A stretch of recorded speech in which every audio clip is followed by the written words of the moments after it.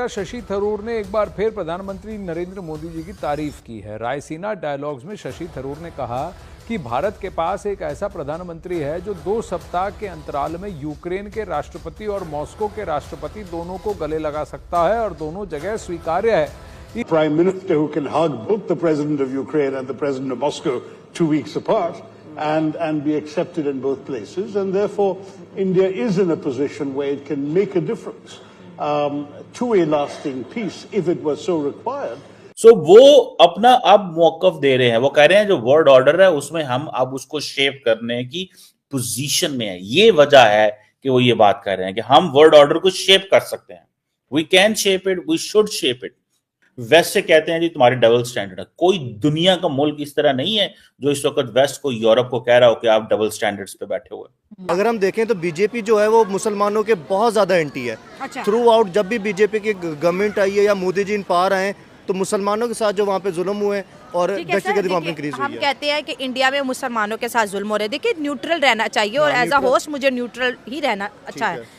अगर इंडिया को कोर्ट करे, वो कहते हैं आप लोगों ने हिंदुओं के साथ किया, आपने हमारे मंदिरों के साथ किया, आप लोग सिंध में क्या कर रहे हो, आप 12-12 बच्चे 12-12 साल की वो मियाँ मिट्ठू जो है कन्वर्जन करवा रहे हैं। खबरें कहीं ना कहीं इंडियन तो आके पाकिस्तान में नहीं रह रहे, ना हम उधर जाके देख के आए हैं। जो खबरें चलती हैं फिर वो भी कहते हैं कि आप क्या कर रहे हो, हमारे यहाँ तो फिर भी 30 करोड़ मुसलमान है, आपके यहाँ तो हिंदू करोड़ों में थे, अब हजारों या लाखों में रह गए। अभी तो भारत जीता हुआ है, भारत निकल के आगे, इंडिया बहुत आगे निकल गया है। वो आपकी पहुंच से ही बाहर हो चुका है, पहुंच से बाहर हो चुका है। मैं आपको बता रही हूँ, ये आप छोड़ दे बातें इधर उधर की।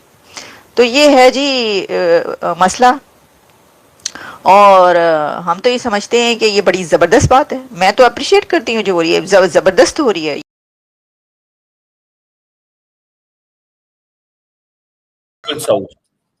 There is no one in the developing world or in the global south जो ये अल्फाज बोल सकता, ठीक है जी। लेकिन अब अपने घर में बुला के, सच्ची बात तो अगर देखा जाए कि 11 यूरोपियन फॉरेन मिनिस्टर्स को अपने घर में बुला के कह रहा है तुम लोग डबल स्टैंडर्ड हो, ठीक है, और नाम ले लेके, ठीक है। पाकिस्तान का तो चलो ठीक है, उनका हमारे साथ तो मसला ही मसला है ना, ठीक है।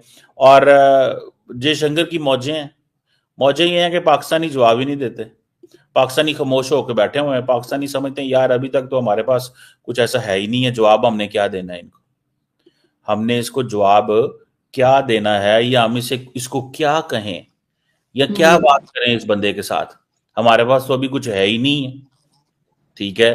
तो वो जयशंकर को जवाब ही नहीं देते, वो कोई बात ही नहीं करते जयशंकर से। सो जयशंकर की मौज है, वो बोली जा रहे हैं हमारी हुकूमतें अपने मसलों में, वजीर खारजा को हमारे शायद अंग्रेजी नहीं आती, ठीक है। या आप देखें ना, ये जो कल उन्होंने बातें की हैं, क्या पाकिस्तान को जवाब नहीं देना चाहिए था? वो फॉरेन ऑफिस से जवाब दे देंगे। फॉरेन ऑफिस को कौन पूछता है यार भाई, पाकिस्तान के फॉरेन ऑफिस को कौन पूछता है? एक सरकारी दफ्तर है। सच्ची लफ्जों में देखा जाए तो एक सरकारी दफ्तर की बात तो कोई नहीं होगी ना, उसकी तो कोई नहीं है, लेकिन ये एक असर्टिव फॉरेन पॉलिसी है। और वो दूसरी जो जिसे वो कहते हैं ना, जो जिसे कहते हैं इंडिया, अब उन्हें कहता है कि these are outdated power structures हैं, और ये जिसे कहते हैं ना, वो कहता है कि तुम्हारी कोई वैल्यू नहीं है और हमें अब पावर दो, हमारे साथ पावर शेयर करो। ये इंडिया की जो फॉरेन पॉलिसी है, ये जो अपने ग्लोबल स्टेज में वो पावर लेना चाहते हैं। क्या इस तरह के जो पैनिक किस्म का वर्ल्ड ऑर्डर है उसमें को ले सकते हैं वो पावर? और दूसरा वो फिर जारी बात है, इट्स टू अर्ली। बहरहाल एक चीज तो ये भी है कि हो सकता है कि इंडिया को कोई स्पेस मिल ही जाए। किस तरह की स्पेस मिलेगी, क्या होगा, it's a very tricky world, let's see. जी मैं साहब, जैसे हमने देखा कि डॉक्टर जयशंकर ने बोला कि उन्होंने कुछ मुल्कों को रिस्पॉन्सिबल पार्टीज का, जैसे आपने भी अभी बात की, डिक्लेयर किया। उन्होंने UK, Canada, Belgium, Australia, USA को कहा। तो ये कंट्रीज हिस्टोरिकली हम देखें तो इंडिया के स्ट्रैटेजिक पार्टनर्स भी रहे हैं। तो क्या आपको लगता है कि इंडिया की स्टेटमेंट के बाद मतलब क्या ये स्पीच जो है वो इंटरनेशनल कम्युनिटी में एक मेजर शिफ्ट करने की पोटेंशियल रखती है, specially towards India stance on Pakistan related issues? नहीं, ये सारे ममालिक को पता ये क्या कर रहे होते हैं। जब कश्मीर छोड़ के गया था जिस तरह की हालत में, तो यूके को नहीं पता था वो क्या करके गया। जब यूके बांग्लादेश और पाकिस्तान को दो हिस्सों में इस तरह पाकिस्तान की शक्ल ये बना के गया था, तो क्या यूके को नहीं पता था? उस वक्त यूके की लीडरशिप को पता था कि हम क्या करके जा रहे हैं, हम क्या करके जा रहे हैं। बिल्कुल एग्जैक्टली यूके को पता था। तो यूनाइटेड स्टेट्स को भी बहुत सारी चीजें पता होती हैं, इनको बहुत सारी चीजें पता होती हैं, बट इनका ग्लोबली इन्फ्लुएंस एक है। अब देखें ना, मेरी बात सुने, बरतानिया, अमेरिका दोनों परमानेंट मेंबर्स हैं यूएन सिक्योरिटी काउंसिल के, और दोनों वो एक तरह के वोट डालते हैं। तो इस तरह देखिए, पाकिस्तान एक खुद ही विक्टिम है।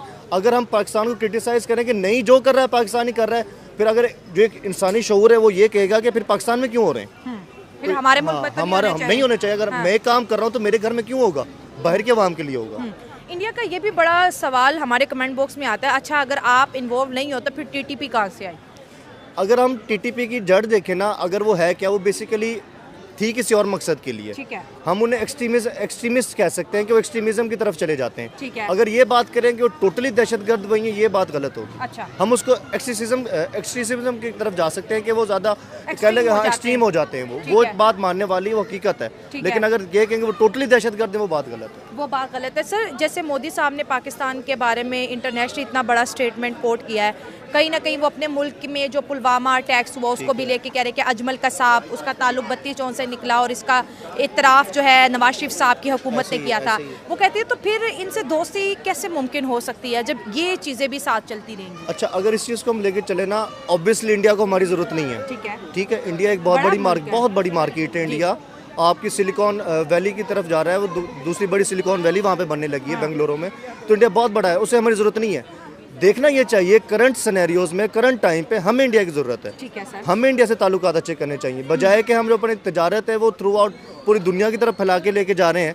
हमें वो इंडिया के साथ करनी चाहिए। और इंडिया ऑब्वियसली बात है, एक जो कह लें कि एक इंसानी नेचर है कि जो आपसे ऊपर होगा ना पावर में, ऑब्वियसली बात है आपको क्रिटिसाइज करेगा।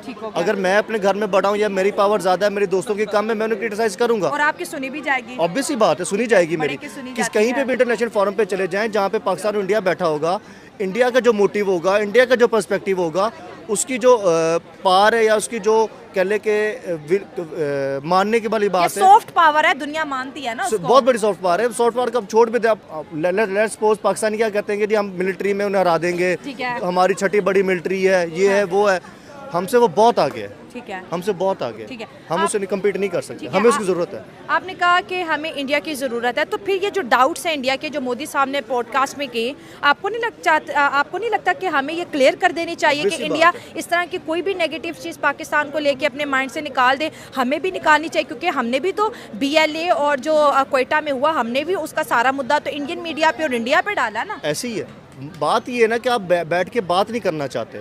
अगर हमारे पॉलिटिशियंस, चाहे इमरान खान है, चाहे नवाज शरीफ है, चाहे जरदारी है, कोई भी है, अगर टेबल टॉक हो, बैठ के तसल्ली से बात की जाए, ऑब्वियसली बात है सॉल्यूशंस निकलेंगे। मेरा ख्याल है कि जो बात की है मोदी ने, मोदी को पहले बताना चाहिए कि जो कनाडा में सिख कत्ल हुआ था वो पाकिस्तान ने किया था। अच्छा। वो इनकी एजेंसियों ने किया था ना। अच्छा। पाकिस्तानी एजेंसियों तो नहीं किया था ना।